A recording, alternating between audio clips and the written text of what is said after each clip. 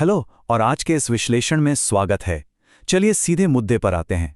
सोचिए, बरसात की एक काली भयानक रात, गांव के ठीक बाहर एक पुराना सुनसान स्कूल, सरस्वती विद्यालय।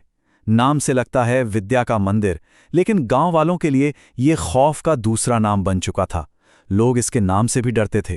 तो चलिए इस पुरानी इमारत के सायों के पीछे छिपे सच को आज हम मिलकर समझते हैं।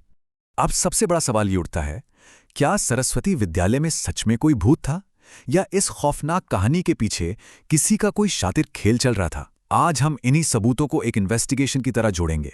यह सिर्फ एक डरावनी कहानी नहीं, बल्कि एक ऐसी घटना है जो हमें हैरत में डाल देगी। तो चलिए इसकी गहराई में चलते हैं। आखिर वो क्या बातें थीं जिससे पूरा गांव इतनी दहशत में था? पहली बात, रात के सन्नाटे में इस स्कूल से किसी के रोने की डरावनी आवाजें आती थीं। दूसरी अजीब चीज, रात में अपने आप स्कूल की घंटी बजने लगती थी। इन घटनाओं का खौफ इतना ज्यादा था कि गांव के बच्चे इस स्कूल के आसपास फटकने से भी बुरी तरह डरते थे। लेकिन कहते हैं ना, जहां डर होता है वहां कभी कभी गजब की हिम्मत भी निकल कर आती है। गांव के 4 दोस्त, राहुल, सोनू, पायल और रीना, उन्होंने तय किया कि अब बहुत हुआ, इस रहस्य को हमेशा के लिए सुलझाना ही होगा। राहुल ने पूरी हिम्मत से कहा, अगर वहां सच में भूत है तो आज पता चली जाएगा। और दोस्तों, उनका ये फैसला इस पूरी कहानी को पलटने वाला था। रात के ठीक 10 बज रहे थे। चारों दोस्त हाथों में टॉर्च लिए स्कूल के उस खौफनाक मेन गेट पर पहुंचे। और तभी बिना किसी के छुए भारी लोहे का गेट चूं की आवाज के साथ अपने आप खुल गया, जैसे कोई उन्हें अंदर बुला रहा हो। अंदर का नजारा काफी अजीब था। हर तरफ धूल की एक बहुत मोटी परत जमी थी, जैसे बरसों से यहां किसी ने कदम ना रखा हो। सच में रोंगटे खड़े करने वाला मंजर था। और जैसे ही उनकी टॉर्च की रोशनी आगे बढ़ी, ब्लैकबोर्ड पर एक भयानक चेतावनी लिखी थी, यहां से वापस चले जाओ। ये सफेद चौक से लिखा था। और सबसे डरावनी बात यह थी कि लिखावट बिल्कुल ताजा लग रही थी। इसे देखकर रीना बुरी तरह घबरा गई और बोली, मुझे अच्छा नहीं लग रहा, चलो यहां से। ऐसे माहौल में डरना तो बिल्कुल लाजमी था। चलिए देखते हैं कि यह मामला आगे कैसे और गहरा होता जाता है। तभी ऊपर वाली मंजिल से एक अजीब सी आवाज आई, ठक ठक ठक, जैसे कोई भारी कदमों से चल रहा हो। लेकिन डरने के बावजूद उनके कदम पीछे नहीं हटे। वो दबे पांव धीरे धीरे उन पुरानी सीढ़ियों पर चढ़ने लगे। धड़कनें तेज थी और आखिरकार वो ऊपर की एक पुरानी बिल्कुल अंधेरी क्लास के सामने जा पहुंचे। दरवाजे से अंदर झांकते ही जो नज़ारा उनके सामने था वो किसी बुरे सपने जैसा था। उस अंधेरे कमरे के बीचों बीच एक लड़की खड़ी थी। उसने सिर से पैर तक सिर्फ सफ़ेद कपड़े पहने हुए थे और उसके लंबे घने काले बालों ने उसका पूरा चेहरा ढका हुआ था। कोई चेहरा नहीं दिख रहा था, सिर्फ एक डरावना साया जो बिना हिले वहां खड़ा था।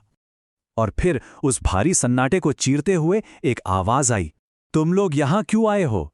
ये आवाज इतनी भारी और ठंडी थी कि सुनने वाले का खून ही जम जाए। वो सफेद साया अपनी जगह से बिल्कुल नहीं हिला, बस वो खौफनाक सवाल उस खाली क्लास में गूंज रहा था। लेकिन यहीं पर असली हिम्मत बाहर आई। उस खौफनाक माहौल में पायल ने अपनी सारी हिम्मत जुटाई। वो बुरी तरह कांप रही थी, डर से आवाज लड़खड़ा रही थी, फिर भी उसने मजबूती से कहा, हम सच जानना चाहते हैं। सुनने में शायद छोटा सा लग रहा हो, लेकिन उस पल उस परछाई के सामने खड़े होकर यह बोलना गजब की बहादुरी का काम था। और तभी इस कहानी में एक ऐसा मोड़ आया जिसने सब कुछ पलट दिया। अचानक पूरे स्कूल की लाइटें एक झटके में जल उठीं। वो घुप अंधेरा 1 सेकंड में गायब हो गया।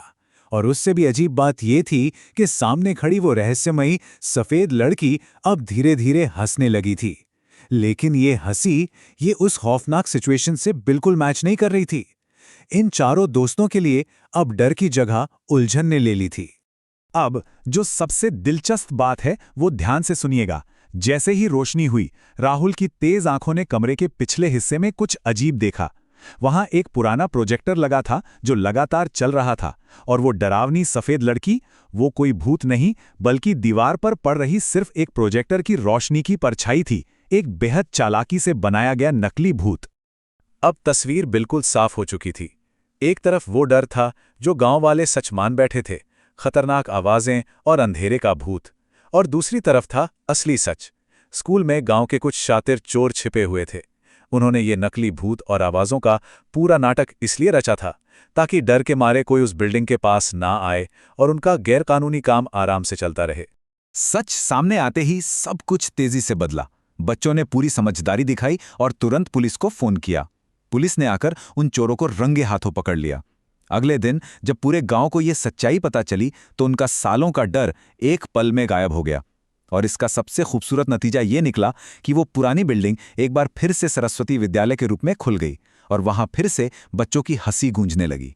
तो इस कहानी के अंत में एक बहुत ही गहरा सवाल हमारे सामने आता है। हमारी जिंदगी में ऐसे कौन से डरावने साए हैं जो बस थोड़ी सी हिम्मत और एक रोशनी का इंतजार कर रहे हैं? अक्सर जिन चीजों से हम सबसे ज्यादा डरते हैं उनके पीछे एक बहुत ही आसान और तार्किक सच छिपा होता है। जरूरत होती है तो बस थोड़ी सी हिम्मत जुटाने की। सोचिए जरूर। आज के इस विश्लेषण में साथ जुड़ने के लिए शुक्रिया। सीखते रहिए और अपनी हिम्मत की टॉर्च हमेशा जलाए रखिए।